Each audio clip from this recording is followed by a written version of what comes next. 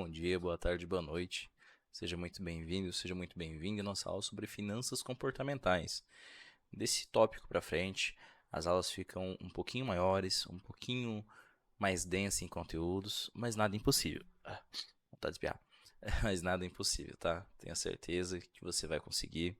No final desse módulo também vai ter várias questões ali de fixação.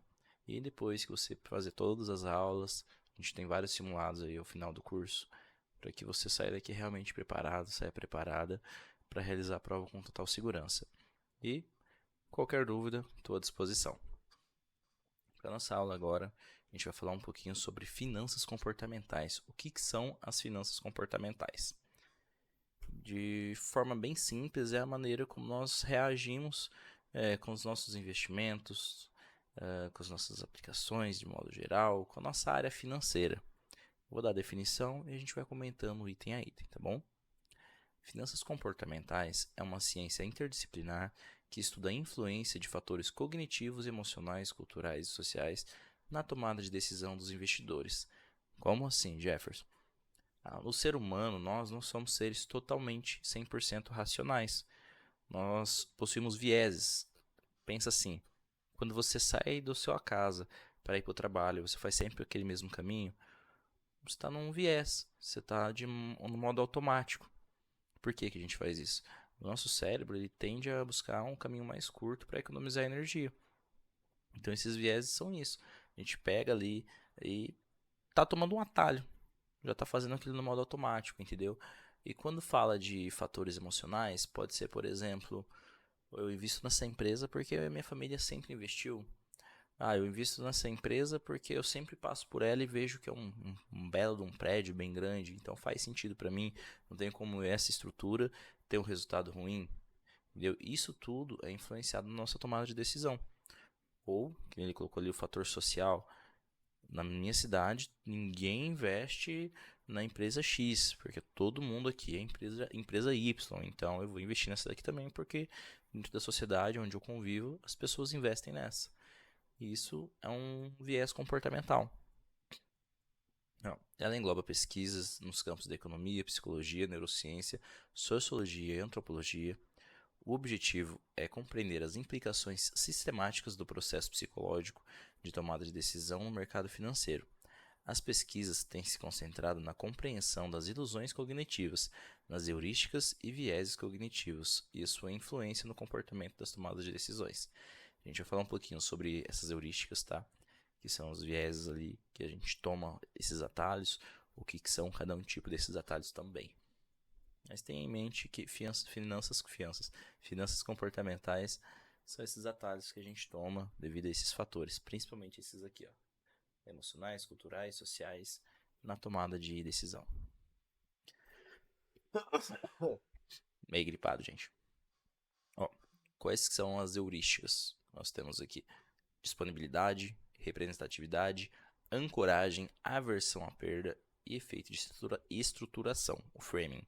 A gente vai falar um pouquinho de cada um deles, mas saiba que são chamados de heurísticas e cada um desses é tomado como um atalho mental para a tomada de decisão.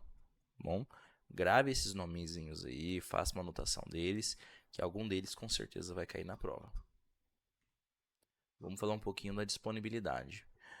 Decisões influenciadas de ocorrências de eventos recentes na memória do investidor.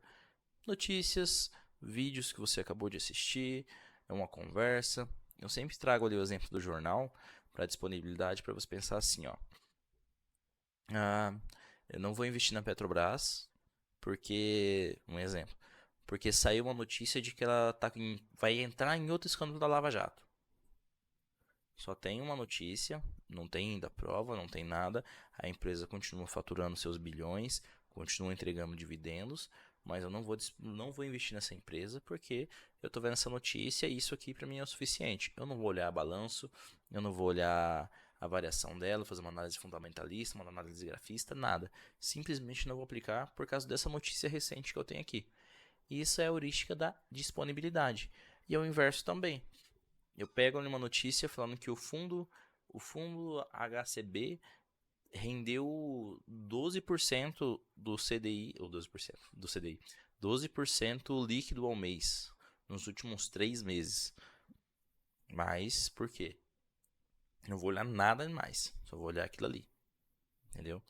Uma coisa que eu vou trazer para a prática aqui, logo quando eu comecei a investir, eu comprei um fundo imobiliário e eu olhei só os últimos 3 meses de dividendos desse fundo. Tava entregando muito mais, tava entregando ali, era R$ 100 o fundo, ele tava entregando 2 e pouquinho ao mês. Isso para um fundo imobiliário é absurdo. Fui lá, olhei e falei, não, é esse aqui mesmo, comprei. 2 meses depois começou a cair dividendo, aí fui estudar o fundo. O que era? Ele tinha recebido uma rescisão contratual, era um fundo de um único prédio. Nessa rescisão eles receberam um valor muito grande ali e estava repassando para os cotistas. Só que depois disso o fundo ficou vago, teve vacância. Ou seja, parou de ter receita. Se eu tivesse analisado mais, além daquela única informação, da informação recente ali, talvez eu não teria aplicado. Então tenha em mente que essa heurística é de uma notícia recente. Representatividade. Decisões a partir de associações com estereótipos formados a desprezo de informações relevantes para a tomada de decisão. Eu coloquei ali o exemplo da empresa, ela se encaixa bem aqui na representatividade. Você passa todo dia por uma empresa com vários quarteirões, com muitos funcionários, com muitos carros, bonita, bem estruturada, e você investe nessa empresa porque uma empresa dessa não está passando um perrengue. Na verdade, a empresa está declarando concordata, entendeu? Então você ignora todas as informações, mas você está sendo representado por aquilo. Vou ler aqui o exemplo que eu coloquei. Ver uma grande empresa todos os dias a trabalhar e achar que é boa por ter grande estrutura, sem considerar uma avaliação de outras empresas do ramo e números da mesma. Então eu estou olhando essa. Às vezes tem uma menor, que é só uma filial na cidade, mas que tem muito mais no Brasil. Mas eu vou colocar nessa porque essa representa. Entendeu? Essa me representa. Ou vejo ela todos os dias, já tem um carinho ali, visivelmente, não tem nada preso, mas tem um carinho nela, então eu vou investir nessa daqui porque para mim essa faz mais sentido. É um atalho, sem olhar números. Novamente, nós não somos seres totalmente racionais. É bem complicado você ser um ser racional. A gente acaba perdendo até um pouquinho da graça nas coisas, se for sempre 100% racional. Mas eu costumo dizer, quando se trata de finanças, de valores, de dinheiro, a gente tem que ser racional sim. Ancoragem. Essa daqui, eu acho que o nome já entrega ela. Decisões com base em informações e conhecimentos prévios ou pré-concebidos. Fixar um preço e desconsiderar as demais informações. Por exemplo, a gente tem um investidor. Novamente, perdão. Um investidor, ele quer um retorno de. Vamos pegar aí um exemplo da nossa situação atual. Taxa Selic lá em cima, 13%. Então ele quer pelo menos 1,5 ao mês. E esse investidor, né, ele chega pro assessor dele e fala: eu não aceito menos que 1,5 ao mês. Porém, o mercado vai mudando, a taxa Selic vai caindo, a taxa Selic vai lá para 5%. E ele quer 1,5 ao mês e ele só vai comprar os títulos quando estiver com 1,5 ao mês, senão ele não vai comprar esses títulos e assim, assim, assim. Quando ele fixa um preço aqui, ele não quer saber se está para mais ou para menos, ele quer aqui.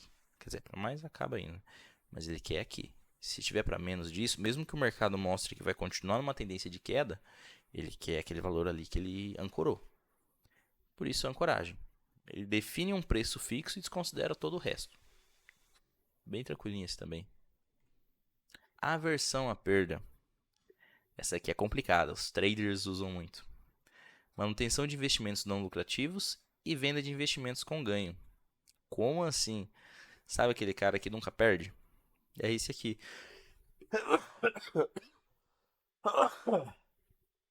Eita. Aquele cara que nunca perde.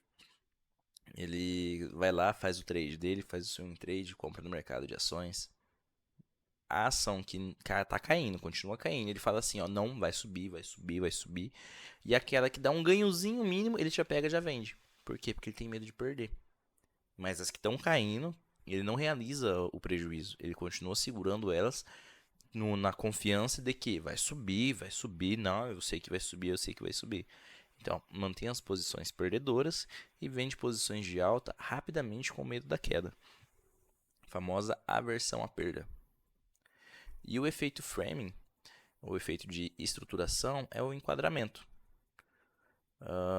Influência na decisão de investimento de forma como as alternativas ou problema é apresentado. Pensa assim, ó, tô olhando só as coisas boas. Eu sempre, um exemplo, sempre tive vontade de ter uma BMW. Mas a BMW, se não me engano, acho que era no ano 2011, 2012, tem um modelo dela lá que o motor dá pau. Mas eu não vou olhar para isso. Eu vou olhar só que é uma BMW. Então eu vou pegar o problema e jogar de lado e vou enquadrar só aqui na coisa boa. Entendeu? Então eu tomo minha decisão enquadrando só o que é bom e desconsidero todo o resto.